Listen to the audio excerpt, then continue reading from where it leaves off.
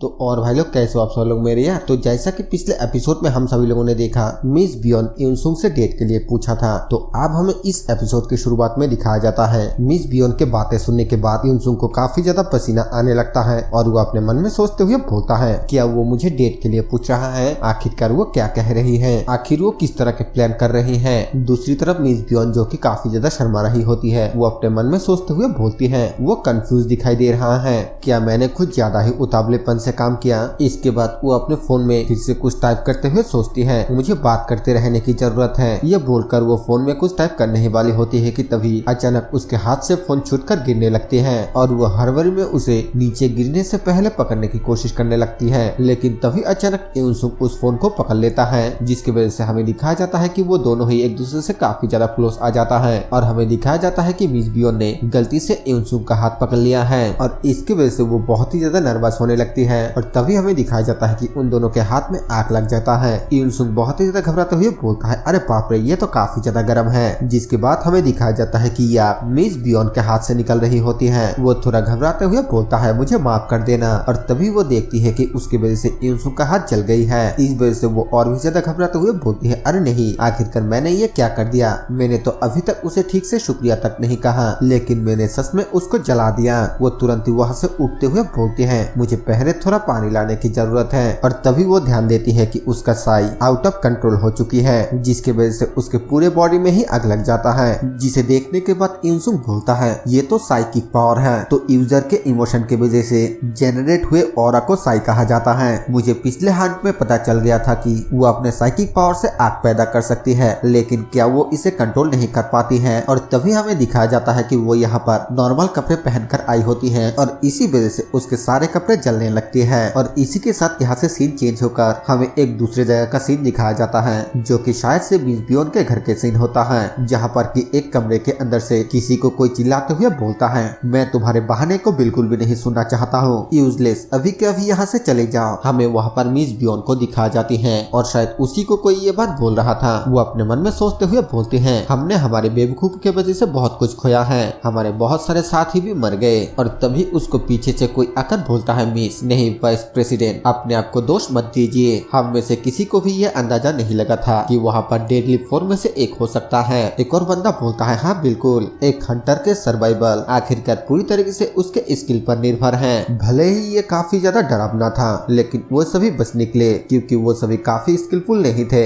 Miss बियोन बोलती है लेकिन फिर भी ये मेरी ही रिस्पॉन्सिबिलिटी है। ये बोलने के बाद मिस बियोन यहाँ से जाने लगती है और पीछे से वही बंदे बोलता है उन्हें खुद पर इतना ज्यादा सख्त नहीं होना चाहिए, चाहे कुछ भी हो, लेकिन मास्टर उनके ऊपर बहुत ही ज्यादा सख्त है। दूसरा बंदा बोलता है हाँ मिस हर किसी के इम्प्रूवमेंट के लिए हर दिन 24 घंटे इन्वेस्ट करती है, इसीलिए मुझे लगता है कि इसके लिए वो खुद को ही दोष देगी। इसके बाद हमें दिखाया जाता है कि मिस बियोन कहीं पे जा रही होती है और वो जाते हुए अपने मन में बोलती है ये सब कुछ मेरी ही रिस्पॉन्सिबिलिटी है, मुझे किसी भी तरह इसे बनाना है, लेकिन आखिरकार कैसे। और तभी उसके दिमाग में युनसुंग के बारे में याद आती है, जिसके बाद वो उसके बारे में सोचते हुए बोलती है ओ युनसुंग, उसका स्किल इलाइट 10 में से 1 के बराबर है और अगर वो हमारे रेड ड्रैगन गिल्ड में शामिल हो जाता है। फिर वो स्माइल करते हुए बोलती है हाँ ये तरीका बहुत ही अच्छा है, मैं उन्हें मेरे फियोंसे के तौर पर लाकर हमारे साथ ज्वाइन करवा सकती हूँ, उन्हें हमारे ग्रुप में लाकर इस नुकसान के भरपाई किया जा सकता है। फिर वो और थोड़ा सोचते हुए बोलती है हाँ बिल्कुल, आखिरकार ये हमारे ग्रुप के भलाई के लिए ही है, अब इस काम को पूरा करने का वक्त आ चुका है, सबसे पहले मुझे उसके लैंग्वेज को सीखने की जरूरत है। हमें दिखाई जाती है कि मिस बियोन एक कमरे में कोरियन लैंग्वेज को स्टडी करने लगती है और फिर कुछ दिनों के बाद वो कपड़े पहनते हुए बोलती है मुझे कैजुअली किस तरह के कपड़े पहनने चाहिए क्योंकि आज मुझे उसे विजिट करने जाना है। हाँ यह हंटिंग से ज्यादा डिफरेंट नहीं है, अगर मैं शांत रहती हूँ तो फिर मैं इसे कर सकती हूँ।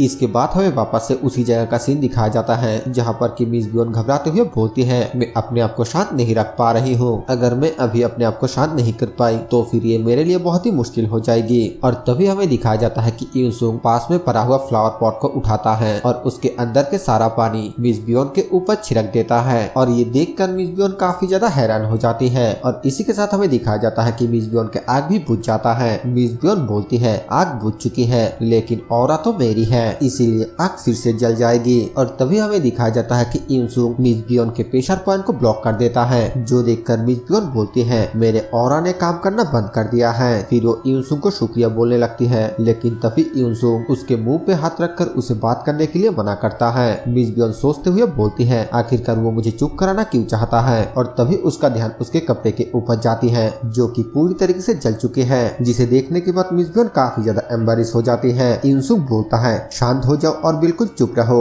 मिस बियोन सोचते हुए बोलती है मैं समझ गई, अगर मैंने शोर मचाया तो फिर लोग देखने के लिए आएगा कि यहाँ पर क्या हो रहा है, तब इसके लिए यहाँ पर बहुत ही बड़ी मुसीबत पैदा हो जाएगा। यूनसुंग बोलता है वो शांत हो गई, चलो मुझे देखने दो, मुझे लगता है कि मेरे पास कोई एक्स्ट्रा कपड़े भी हैं। ये बोलने के बाद यूनसुंग अपने बेड के नीचे से एक कपड़े को बाहर निकलकर मिस बियोन को पहनने के लिए देता है। मिस बियोन शुक्रिया बोलते हुए कपड़े को ले लेती है और अपने मन में सोचते हुए बोलती है मैंने खुद को पूरी तरीके से बेवकूफ बना दिया, वो डेफिनेटली मुझसे डिसअपॉइंट है। इसके बाद वो कपड़े पहनने के बाद यूनसुंग को बोलती है तो फिर मैं यहाँ से चलती हूँ। यूनसुंग बोलता है क्या? फिर हमें दिखाया जाता है कि यूनसुंग उसे घूर घूर के देखने लगता है, जिसे देखकर मिस बियोन को कुछ भी समझ में नहीं आती है। यूनसुंग अपने मन में सोचते हुए बोलता है ऐसा लगता है कि उसका कोई बुरे इरादा नहीं है, मुझे लगता है कि ये बिल्कुल ठीक है। और फिर स्माइल करते हुए उससे पूछता है क्या तुम मेरे साथ लंच करना चाहोगे? ये सुनकर वो बहुत ही ज्यादा शर्माने लगती है और फिर खुश होते हुए बोलती है हाँ हाँ बिल्कुल। इसके बाद हमें दिखाया जाता है कि वो दोनों कार से लंच करने के लिए जाने लगता है और मिस बियोन कार को कुछ ज्यादा ही तेजी से चला रही थी, जिसकी वजह से यूनसुंग को बहुत ही ज्यादा फटने लगता है। हमें दिखाया जाता है कि मिस बियोन बहुत ही शानदार तरीके से कार को ड्रिप मारते हुए पार्किंग लॉट में पार्क कर देती है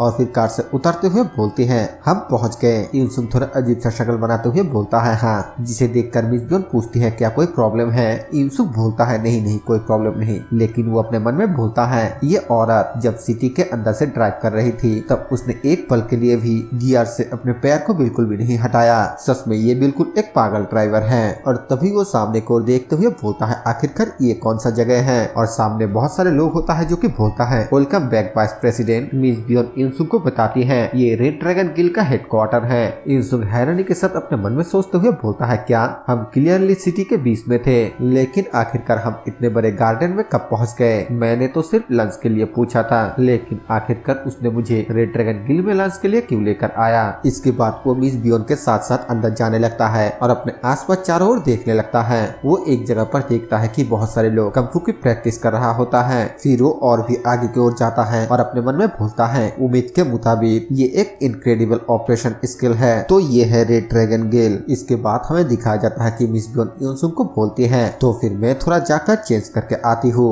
यूनसुंग बोलता है हाँ बिल्कुल, और उसके साथ वाला बंदा यूनसुंग को अपने साथ आने के लिए बोलता है और यूनसुंग अपने मन में बोलता है क्या वो मुझे कैफेटेरिया का रास्ता दिखा रहा है। इसके बाद हमें दिखाया जाता है कि वो बंदा यूनसुंग को एक बहुत ही बड़े से कमरे के अंदर लेकर आता है और यूनसुंग भी उस कमरे को देखकर काफी ज्यादा हैरान होता है। फिर वो बंदा यूनसुंग को बोलता है मास्टर बहुत जल्दी यहाँ पर आ जाएंगे, प्लीज थोड़ी देर के लिए आप यहाँ पर इंतजार कीजिए। यूनसुंग बोलता है ठीक है मैं समझ गया। इसके बाद वो एक कुर्सी में बैठने के लिए जाता है और तभी अचानक पीछे से कोई बोलता है मुझे नहीं लगता है कि ये तुम्हारा कुर्सी है, और वहाँ पर एक बहुत ही जोरदार एनर्जी ब्लास्ट होता है, जिसे महसूस करके यूनसुंग भी काफी ज्यादा हैरान हो जाता है। और ये जो भी बंदा होता है वो ये बात यूनसुंग को कोरियन में ही बोलता है। लेकिन इसी सीन के साथ ये एपिसोड यहीं पे खत्म हो जाता है। वीडियो पसंद आए तो वीडियो को लाइक कर देना, चैनल पर नया है तो सब्सक्राइब कर देना। मैं मिलूंगा आप सभी से एक और न्यू वीडियो के साथ, तब तक के लिए बाय बाय।